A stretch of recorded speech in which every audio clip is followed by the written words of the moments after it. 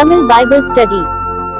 வேத பாடம் 2 ராஜாக்களின் புஸ்தகம் 11ஆம் அதிகாரம். 2 ராஜாக்கள் 11ஆம் அதிகாரம். 10வது அதிகாரத்துல நம்ம பார்த்தோம், கர்த்தர் எலியா தீர்க்கதரிசியின் மூலமாக ஆகாபின் குடும்பத்திற்கு சொன்னதான காரியங்களை யெகூ மூலமாக கர்த்தர் நிறைவேற்றினார் அப்படின்னு சொல்லி பார்க்கிறோம். 11ஆம் அதிகாரம் அதனுடைய தொடர்ச்சி.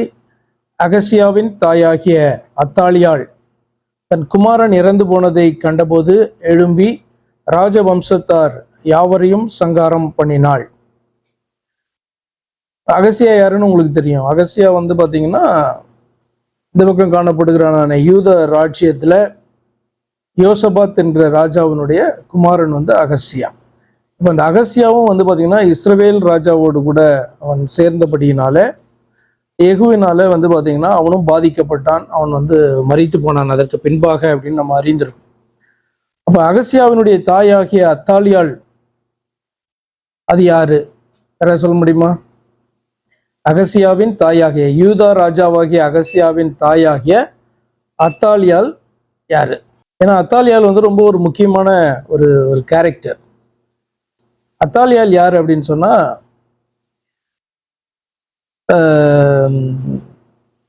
ஆகாப் யெசபேல் அவங்களுடைய குமாரத்தி தான் இந்த அத்தாலியாள். சரி, ஓகே. அது எப்படி இந்த யூத ராஜ்யத்தோட கனெக்ட் ஆகுறா அப்படின்னு சொன்னா, யோசபாத் என்கிறதான யூதாவினுடைய ஒரு நல்ல ராஜா, தேவனுக்கு பயந்த மனுஷன், ஆகாபோட சம்பந்தம் கலந்தவனாய் அவன் காணப்பட்டான். எப்படி சம்பந்தம் கலந்தவன் அப்படின்னு சொன்னா, யோசபாத்துடைய குமாரனாகிய யோராமுக்கு என்ன பண்ணான்? இந்த அத்தாலியால விவாகம் பண்ணினான். அந்த யோராமுடைய பிள்ளைகள் தான் பாத்தீங்கன்னா இந்த அகசியா அப்படின்றதான மனுஷன். அதாவது ஆமா, அகசியான்ற மனுஷன். அவனுடைய தாய் அத்தாலியாள். சரி, தன் குமாரன் இறந்து போனதை கண்டபோது எழும்பி ராஜவம்சத்தார் யாவரையும் சங்காரம் பண்ணினாள். இதுக்கு எதற்காக ராஜவம்சத்தை எல்லாம் சங்காரம் பண்ணணும்?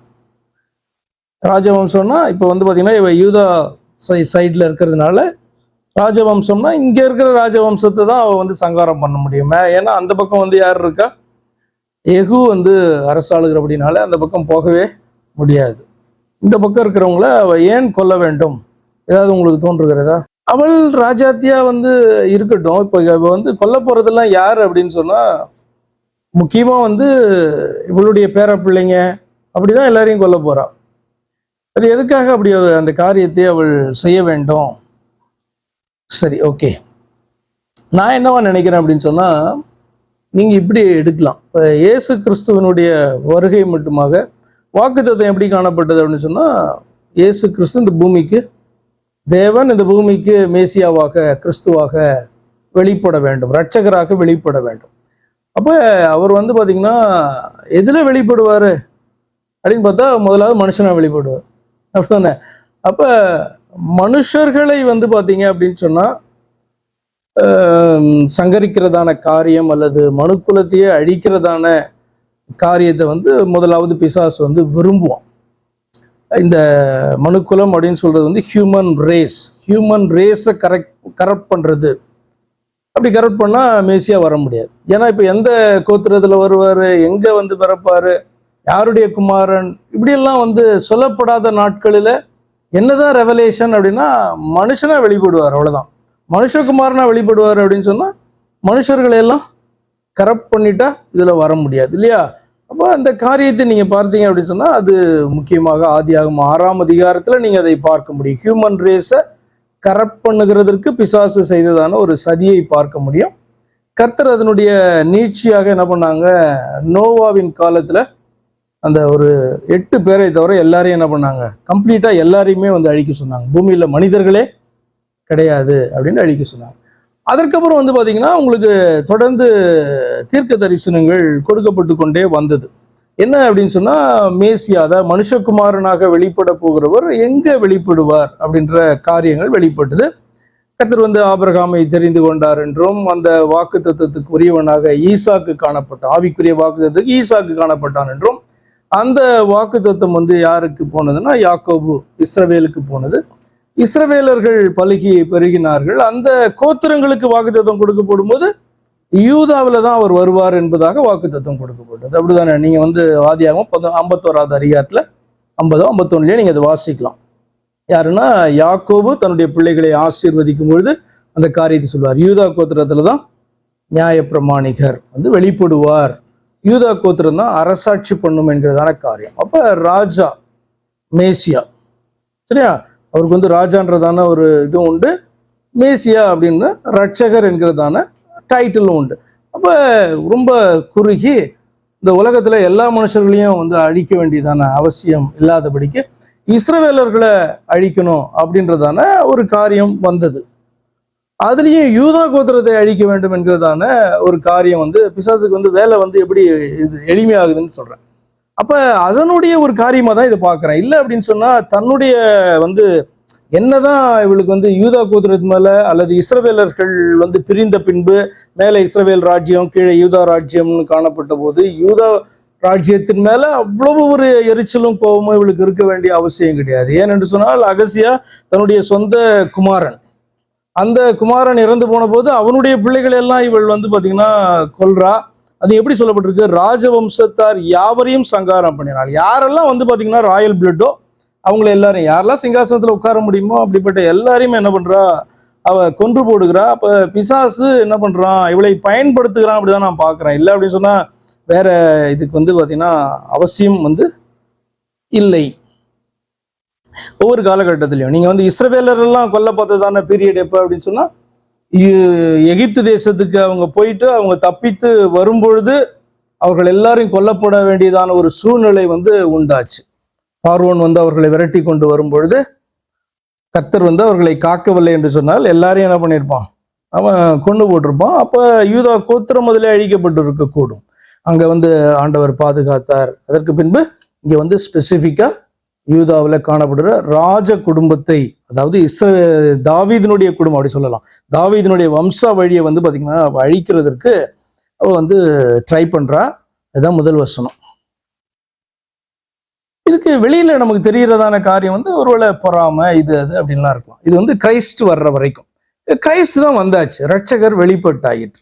இதற்கப்புறமும் எதற்காக வந்து இஸ்ரவேல் ஜனங்கள் இந்த உலகத்துல இருந்து அல்லது பூமியிலிருந்து எராடிகேட் பண்ணப்பட வேண்டும் என்று நிறைய பேர் வந்து விரும்புறாங்க. சில தேசங்கள்லாம் விரும்புது இல்லையா? இன்னைக்கு வரைக்கும் நம்ம பார்க்குறோம் நியூஸ்ல சில தேசங்கள் அவர்களை எராடிகேட் பண்ணணும், அழிக்கணும்னு விரும்புறதான காரணம் என்னன்னா, இன்னும் மேசியா வந்தாயிற்று, ஆனால் இஸ்ரவேலர்களை குறித்து ஆண்டவர் சொன்னதான வாக்கு தத்தங்கள் இன்னும் இருக்கிறது. என்ன அப்படின்னு சொன்னா, புறஜாதிகள் வந்து ரட்சிக்கப்பட்டு புறஜாதியுடைய நிறைவு உண்டாகும் போது இஸ்ரவேலிலே காணப்படுகிற கடின இருதயம் உள்ளதான கடைசியில காணப்படுகிற அந்த கூட்டத்துக்கு ரட்சிப்பை ஆண்டவர் கொடுப்பார். அவர்கள் மனமாறுதல் அவர்களுக்கு உண்டாகும் என்று சொல்லப்பட்டிருக்கிறது. அந்த காரியங்கள்லாம் நிறைவேற வேண்டும் அல்லவா? அப்ப ஆண்டவருடைய வாக்கு தத்தங்கள் பூர்ணமா நிறைவேறாதபடிக்கு, நிறைவேற முடியாதபடிக்கு தடையாய் நிற்கிறதா பிசாசனுடைய வேலை. அப்ப இது வந்து கிரைஸ்டுக்கு முன்னாடி நடந்த காரியம். இப்ப கிரைஸ்ட் வந்ததுக்கு அப்புறமும் நடக்கிற காரியம். அவர்களுக்கு எதிராக ஏன் வந்து உலகம் செயல்படுகிறது அப்படின்றதுக்கு காரணம் என்னன்னா, அவர்கள் பெற்றிருக்கிறதான அந்த வாக்கு தத்தங்கள், உடன்படிக்கைகள், தேவனுடைய பிள்ளைகள் என்கிற பெயர்.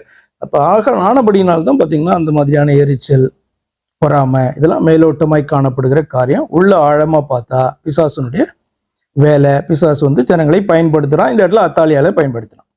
இரண்டாவது வசனம், யோராம் என்னும் ராஜாவின் குமாரத்தியும், யோராம் என்னும் ராஜாவின் குமாரத்தியும் அப்படின்னு சொன்னா இந்த அகசியாவினுடைய தகப்பன், அதாவது அத்தாலியாளுடைய கணவன் யோராம் என்னும் ராஜாவின் குமாரத்தியும் அகசியாவின் சகோதரியுமான யோசபால் கொலை உண்ணப்படுகிற ராஜகுமாரரில் நடுவில் இருக்கிற அகசியாவின் மகனாகிய யோவாசை களவாய் எடுத்தாள். அவன் கொல்லப்படாதபடி அவனையும் அவன் தாதியையும் அத்தாலியாளுக்கு தெரியாமல் பள்ளி அறையில் ஒளித்து வைத்தாள். அப்ப இந்த யோசேபால் அப்படின்றவ யார் அப்படின்னு சொன்னா, இந்த அகசியாவினுடைய கூட பிறந்ததான சகோதரி. அவன் என்ன பண்றா, எப்படியாவது இந்த வம்சத்தை காக்க வேண்டும் என்று சொல்லி அவள் வந்து அகசியாவினுடைய ஒரு குமாரன், ஒரு குழந்தை, அந்த குழந்தையினுடைய பேர் வந்து யோவாஸ். யோவாசை எடுத்து கொல்லப்படாதபடிக்கு மறைத்து என்ன பண்றா, அத்தாலியாளுக்கு தெரியாம பள்ளி அறையில ஒளித்து வைத்தாள். இவளோட கூட அவன் 6 வருஷம் கர்த்தருடைய ஆலயத்தின் ஒளித்து வைக்கப்பட்டிருந்தான். ஏன் எப்படி கர்த்தருடைய ஆலயத்தில் எப்படி ஒளித்து வைக்க முடியும் அப்படின்னா, யோசபாளுடைய அந்த யோசேபாள் அப்படின்ற அகசியாவினுடைய சிஸ்டர் காணப்படுறால, அவளுடைய கணவன் வந்து ஆசாரியனாய் காணப்பட்டான். அது பின்னாடி வந்து பாத்தீங்கன்னா வரும். 3வது வசனம், இவளோட அவன் 6 வருஷம் கர்த்தருடைய ஆலயத்தில் ஒளித்து வைக்கப்பட்டிருந்தான். அத்தாலியாள் தேசத்தின் மேல் ராஜ்யபாரம் பண்ணினாள். 7ஆம் வருஷத்திலே யோய்தா 100 பேருக்கு அதிபதிகளையும் தலைவரையும் காவலாளிகளையும், இந்த யோய்தா தான் வந்து பாத்தீங்கன்னா இந்த யோசபாள் என்கிறதான அவளுடைய புருஷன். அவன் என்ன பண்றான், 7 வருஷம் ஆயிடுச்சு. யோய்தா வந்து 100 பேருக்கு அதிபதிகளையும் தலைவரையும் காவலாளரையும் அழைப்பித்து, எத்தனை பேர் இந்த ஸ்டோரி இது வரைக்கும் படிச்சிருக்கீங்க? பைபிள்ல படிச்சிருக்கீங்களா? படிக்கலன்னா இன்ட்ரெஸ்டிங்கா இருக்கும்.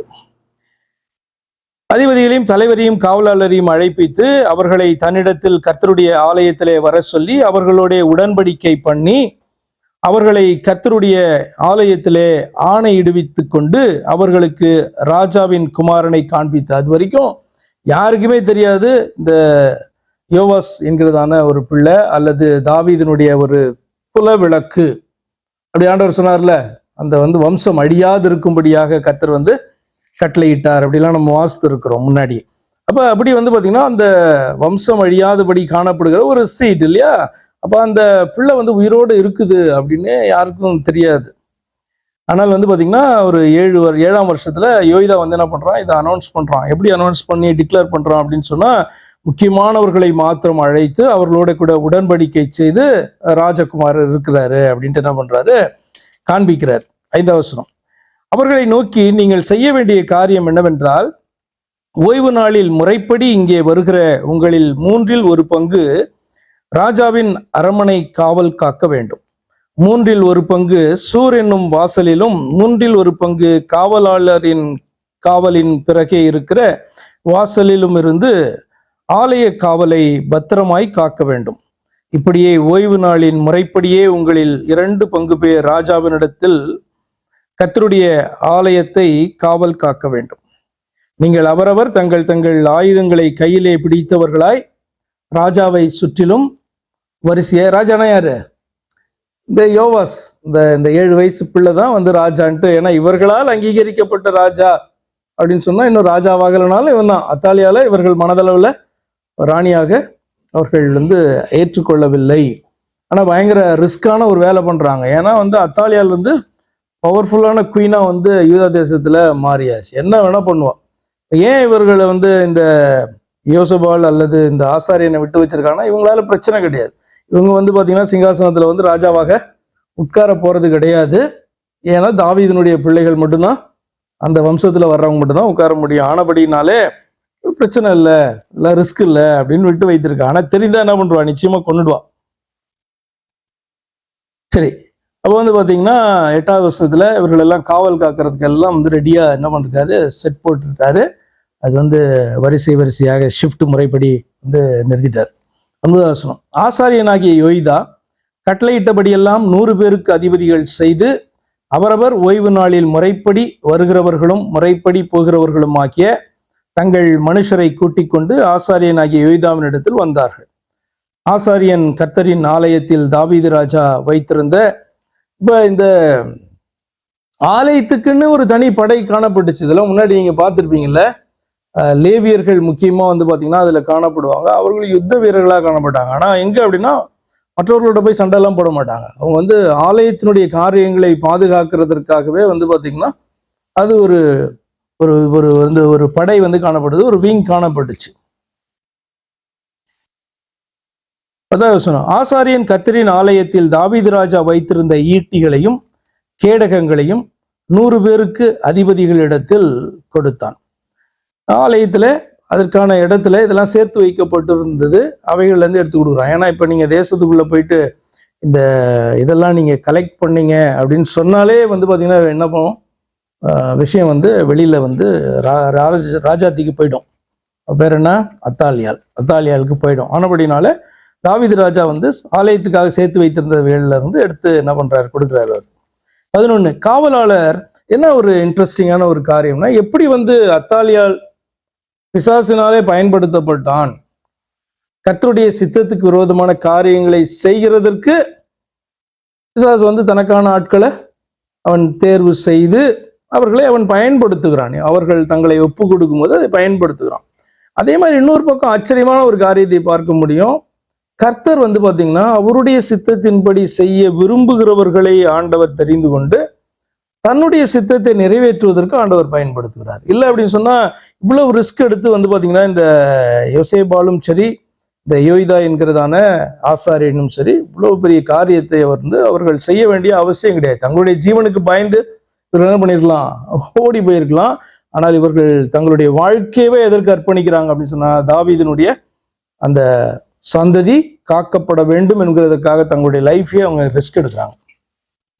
எதுக்கு சொல்றேன் அப்படின்னா, கர்த்தர் வந்து தங்களுக்கான ஆட்களை எப்பயுமே ஆண்டவர் என்ன பண்ணியிருப்பாரு, அவருடைய சித்தத்தை நிறைவேற்றுவதற்காக எவ்வளவு மோசமான சூழ்நிலையாய் காணப்பட்டாலும் அதில் ஆண்டவர் தன்னுடைய ஊழியர்களை வைத்திருப்பார் என்கிறதற்கு இது ஒரு சாட்சி. 11 திரும்ப வாசிக்கிறேன். காவலாளர் அவரவர் தங்கள் ஆயுதங்களை பிடித்தவர்களாய் ஆலயத்தின் வலது பக்கம் தொடங்கி அதன் இடது பக்கம் மட்டும் பலிபீடத்திற்கு எதிராகவும் ஆலயத்திற்கு எதிராகவும் ராஜாவை சுற்றிலும் நின்றார்கள். அப்பொழுது அவன் ராஜகுமாரனை வெளியே கொண்டு வந்து கிரீடத்தை அவன் மேல் வைத்து சாட்சியின் ஆகமத்தை அவன் கையிலே கொடுத்தான். அது என்ன சாட்சியின் ஆகமம்? சாட்சியின் ஆகமம்னா அந்த முதல் 5 புத்தகங்கள் தான். அப்போ காணப்பட்ட 5 புத்தகங்களுக்கு நம்ம வந்து நிறைய அதுக்கு வார்த்தைகளை சொல்றோம். அது வேத வார்த்தைகள், வேத பிரமாணங்கள், நியாய பிரமாணங்கள், ஆகமங்கள் அல்லது சாட்சியின் ஆகமங்கள் அப்படி கூட அதுக்கு சொல்லலாம். அப்ப சாட்சியின் ஆகமத்தை அவன் கையில் கொடுத்தான்னா பைபிளை கொடுத்தான், ஸ்கிரிப்சர்ஸை அவன் கையில கொடுத்தான் என்று அர்த்தம். இப்படி அவனை ராஜாவாக்கி அபிஷேகம் பண்ணி ராஜா வாழ்க என்று சொல்லி கை தட்டினார்கள். ஓடி வருகிற ஜனங்கள் செய்த ஆரவாரத்தை அத்தாலியால் கேட்டபோது அவள் கர்த்தருடைய ஆலயத்திற்கு ஜனங்களிடத்தில் வந்து, இதோ ராஜ முறைமையின்படியே தூணண்டையிலே அதாவது ராஜா முறைமையின்படியே தூணண்டையிலே நிற்கிறதையும் ராஜா வண்டையிலே நிற்கிற பிரபுக்களையும் எக்காலம் ஊதுகிறவர்களையும் தேசத்து ஜனங்கள் எல்லாரும் சந்தோஷப்பட்டு எக்காலம் ஊதுகிறதையும் கண்டவுடனே அத்தாலியால் தன் வஸ்திரங்களை கிழித்து கொண்டு துரோகம் துரோகம் என்று கூவினாள்.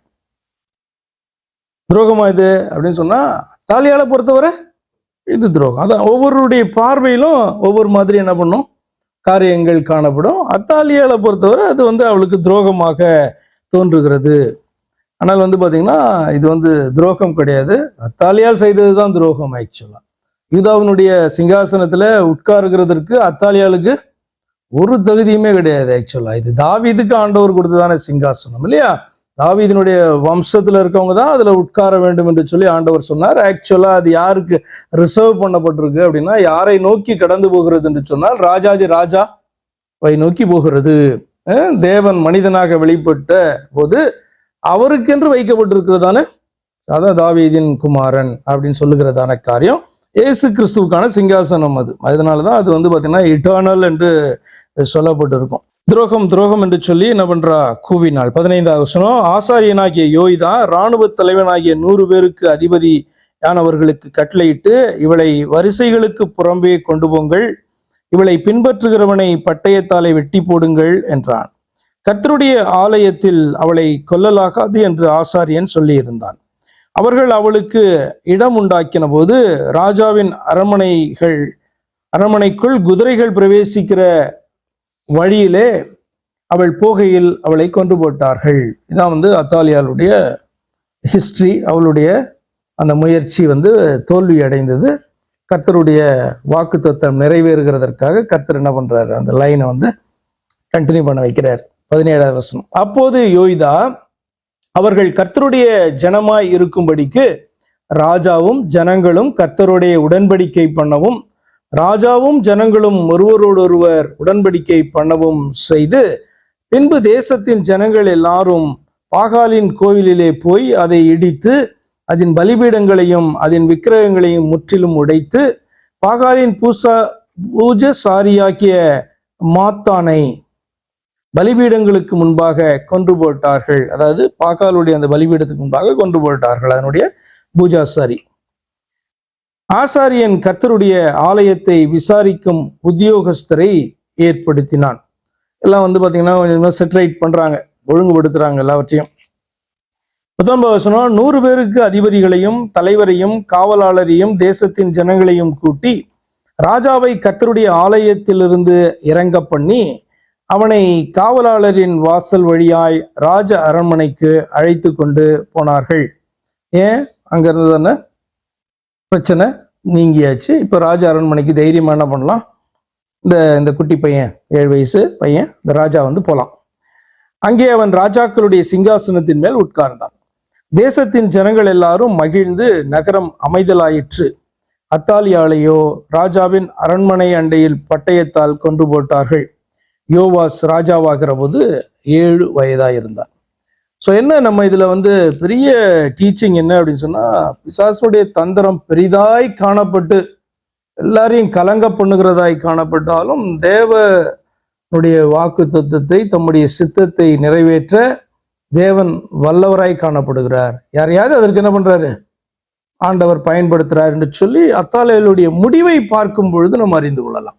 அத்தாலியாளுடைய துவக்கம், அவளுடைய அந்த பீக்கு, அதெல்லாம் பார்க்கும்போது பாத்தீங்கன்னா ரொம்ப பயங்கரமா இருந்திருக்கும். அவ்வளவுதான் போல போச்சு, கர்த்தருடைய வார்த்தை எப்படி நிறைவேறும், தாவீதின் குடும்பம் அவ்வளவுதான் அப்படின்ற மாதிரி தான் பாத்தீங்கன்னா அங்க உள்ள இருந்தவங்களுக்கு அத்தனை பேருக்கும் தெரியும். ஆனா பேக்ரவுண்ட்ல அல்லது மறைவாக ஒரு பெரிய காரியம் நடந்து கொண்டே இருந்தது. அது என்ன அப்படி சொன்னா, இந்த சின்ன பையனை அவ்வளோ அழகா 7 வருஷம் என்ன பண்ணியிருக்காங்க, அவ்வளோ ரிஸ்க் எடுத்து அவர்கள் பாதுகாத்து இருக்கிறாங்க.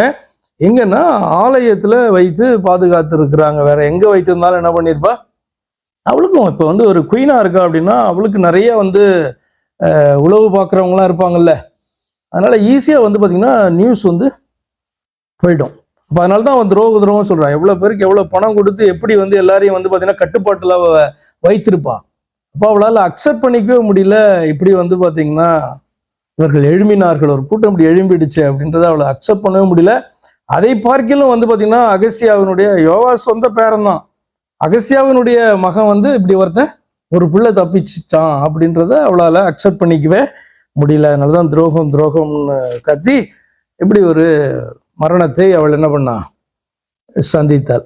ஒரு பீஸ்ஃபுல்லான ஒரு மரணம் கிடையாது. இப்படி அவளுடைய வாழ்க்கை அவளுடைய தாயினுடைய வாழ்க்கையை போல, எசபேலுடைய வாழ்க்கையை போலவே அத்தாலியாளுடைய வாழ்க்கை முடிந்தது என்று சொல்லி இந்த அதிகாரத்துல நம்ம பார்க்கிறோம். ஏதாவது கேள்விகள் இருக்கா?